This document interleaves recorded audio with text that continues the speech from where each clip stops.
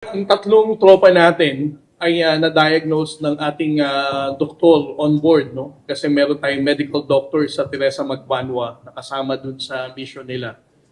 They were diagnosed of dehydration, no?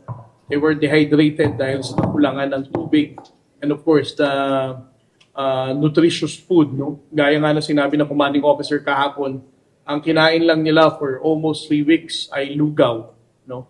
So that is one of the reasons why those three personnel experience sudden weakness and even headaches, no? Kaya naka-dextro sila. But right now, the latest medical bulletin is nothing serious naman.